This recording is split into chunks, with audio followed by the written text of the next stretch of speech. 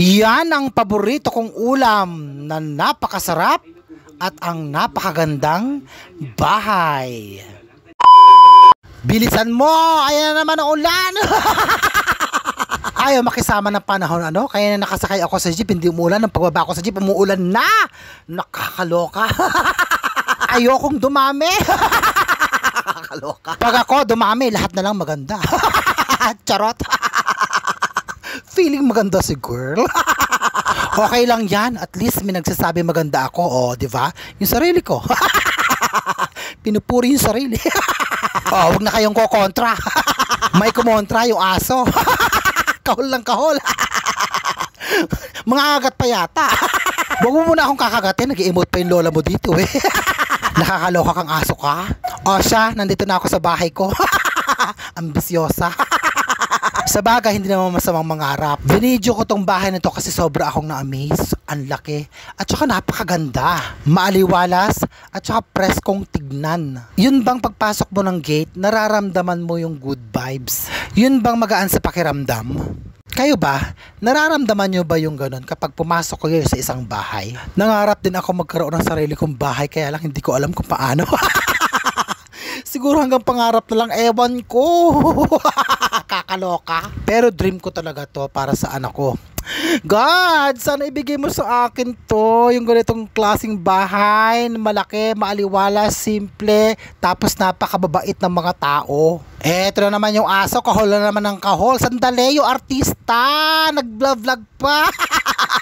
Nakakaloka ka, saglit lang. Ayaw sa maganda. Mamaya ka na mga gat.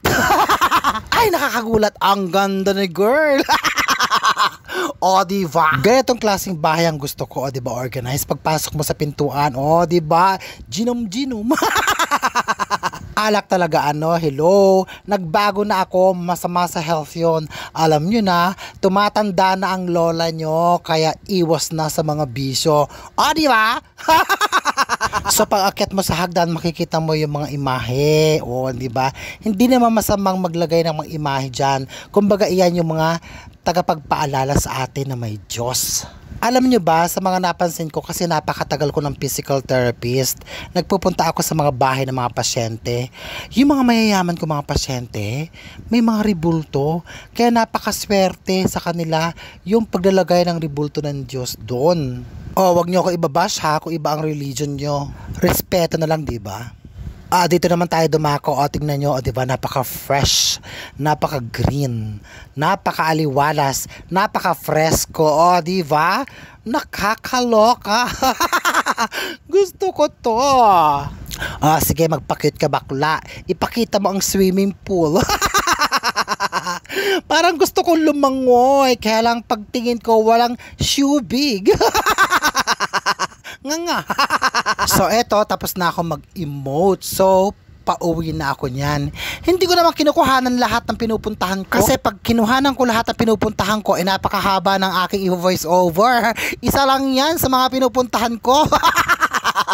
Nakalima ako ngayong maghapon na to. Charot.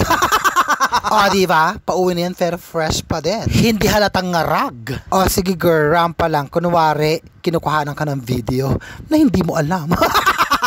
Nakakaloka.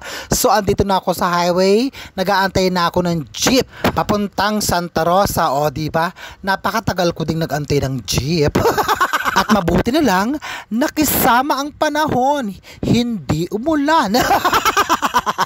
Dito ako napapagod yung sakay ng sakay. Diyos ko, nakakailang sakay kaya ako maghapon. Napakadami. Kaya nahihilo ako pag umuwi ako ng bahay.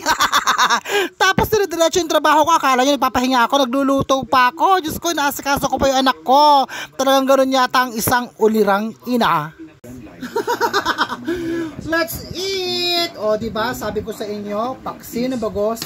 Ang uulamin namin ngayon. Oh, kain tayo. Tapos ang ulam ko, diba, Ilocano nga ako. Ang kabugerang Ilocano. Charot. Tapos, zile. Zile. Tapos nilagyan ko siya ng talong. Yung talong na ganito, yung kulay green. Kulay green. Mas masarap yata pag kulay green. Yung pahaba na ganito. Ligtas ang mapa at nakatago sa ligtas na lugar. So natin sa bagongs. Ang sarap. Tinago niya ito sa kanyang alam yun na. Bumukas ang crate at sinalubong sila ng mga circus performers. Ang mga audience naman ay makikitang nakatali at nakipilitang pumalakpak sa performance. Sila ang mga taong nakatira sa Orange Town at bilihan ng Buggy Pirates matapos sakupin ang lugar. Dumating si Buggy at nagpakilala sa tatlo. Nagalit siya ng pagtawanan ni Luffy ang kanyang ilong. Pagkatapos ay sinabi nila sila hinuli. Kaya napakamahal ng bango. Sa pagkuha nila sa mga Nakakalok. Gusto niyang makuha ito dahil balak rin kung talagang gusto mo talagang kumain ng gusto mo talaga kahit napakamahal. Hindi naman natakot sa kanya. Sinabi naman na inisip ang sariling kaligtasan. That's it. Lahat sa pagbato ng sombrero ni Luffy sa ere. Pagkatapos ay nagmadali siyang tumakbo para lisanan ang lugar. Napatigil siya nang makita ang mga bye! Bye guys! Ulam niya ano? Fried chicken. Bye-bye. Bye. Thank you for watching. I love you all. May God bless you.